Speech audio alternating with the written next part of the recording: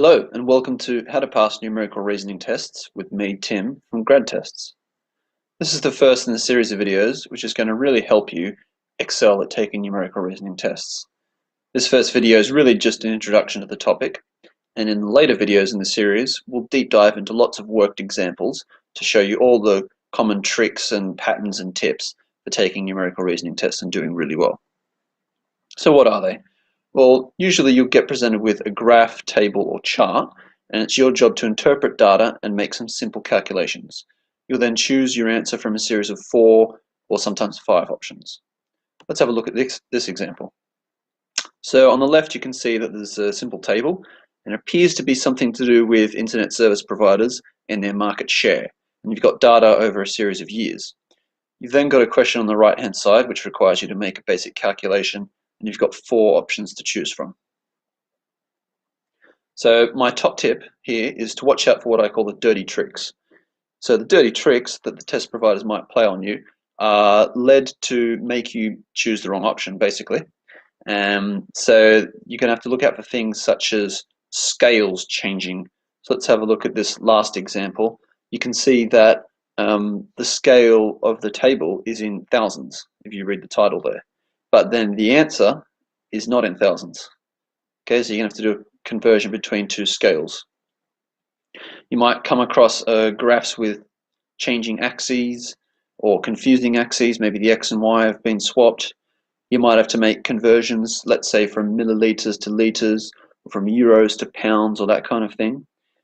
You might have tables that have very, very small font footnotes, which have a crucial piece of information that you have to also take into account. You might have to face rounding up or down to a certain amount. Sometimes in a question you might actually get a calculation that's too hard. That is, it would require minutes and minutes of calculations to actually come up with the correct answer. If you take enough practice tests, you'll be able to quickly identify these questions, and you'll be able to take the right strategy when you actually face one. And the right strategy is to make an educated guess and move on. There's no point spending 5 minutes on one question. All questions are worth the same. So they're some of the sort of dirty tricks that get played on you, and if you practice lots, you'll come to learn these and they'll become second nature to you. So why are numerical reasoning tests used? Well, similar to verbal and inductive reasoning tests, they are relatively cheap from the perspective of the company. So they're going to buy these in enormous bulk quantities if they're doing a big graduate or intern intake. So they're going to get them for $10, $20, $30 per test. They are a very, very quick way to weed out candidates as well, particularly in these big intakes. So if you have 10,000 candidates, there's no other way other than through psychometric testing that you can weed out, let's say, 9,000 of those in 2, 3, 4 days. They are relatively fair in the sense that if you score 85% on a numerical reasoning test and somebody else scores 80%, you're going to rank ahead of them for that component. They're also testing a very core skill. Most modern jobs require some level of numerical and data interpretation skills. Certainly if you're graduating from a commerce degree, accounting, law, engineering, it's going to be expected that you have pretty reasonable numerical skills. So they are at least trying to test that in a fair way.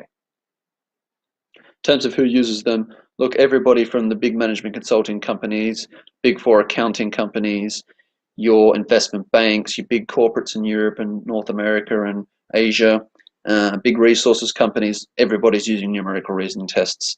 They are probably on par in popularity with verbal reasoning tests and a little bit more popular than the logical reasoning tests.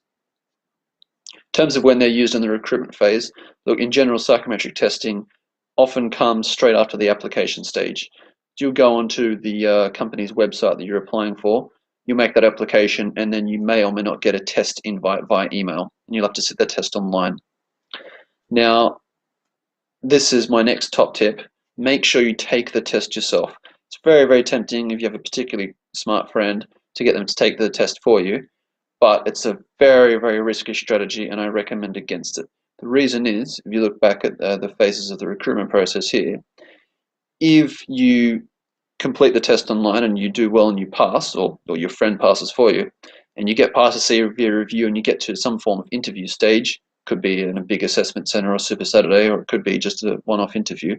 At some point, the company you're applying for is likely to retest you. And they're going to retest you in their offices under supervised conditions. And it transpires that there's a big variance between your score in the supervised session versus unsupervised. It's going to be a big red flag for you, and you don't want red flags in the recruitment process. It's very, very risky to get someone else to take the test for you. That's why I always recommend take the test yourself.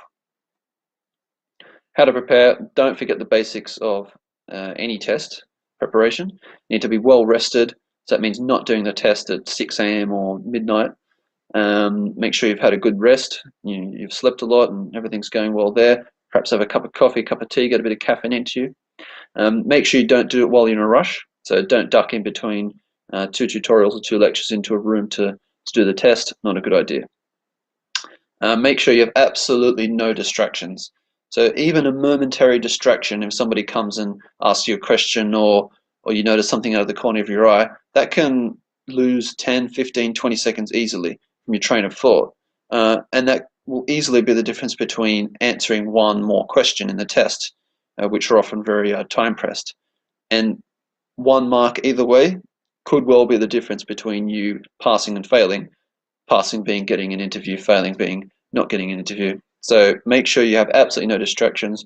Do it in your bedroom, door shut, lock on, blinds down, some sort of quiet music in your ears, and just make sure you block everything out. Make sure you have an uninterrupted internet connection as well. Let me tell you, if your internet drops out for whatever reason and you can't complete the test, or you have any technical issues for that matter, if you call the test provider or the company you've applied for and complain and try to get something done about it, it is not going to happen. I guarantee you they won't care. The reason is they have thousands and thousands of people who've applied for the jobs. They're going to pick maybe 0.5% of the people who've applied, maximum, probably less than that.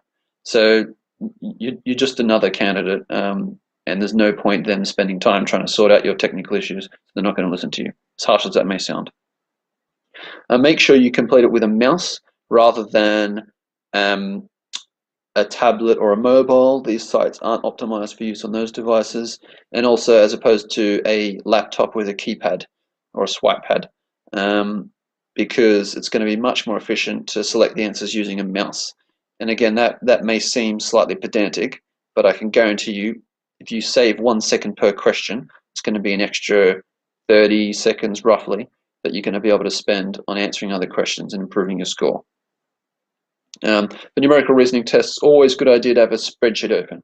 So forget about the old pocket calculator. Spreadsheet is monumentally more efficient for making calculations, if you think about it, than a pocket calculator where you have to sit there punching in each number individually, you make one slight mistake and you can't go back, etc. Definitely have a spreadsheet open. Ideally, if you had 2 screens, that would be the best situation, because then you can have a spreadsheet on one screen and then the test open on the other.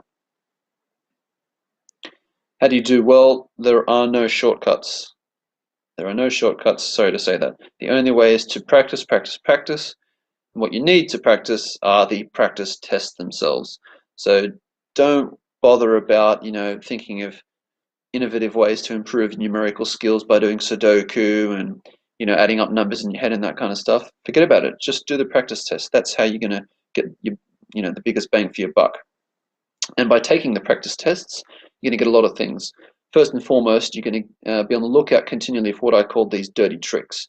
So you're going to be very, very, very aware of when they've asked you to round, or when you need to make some sort of conversion, or when the scale is changing.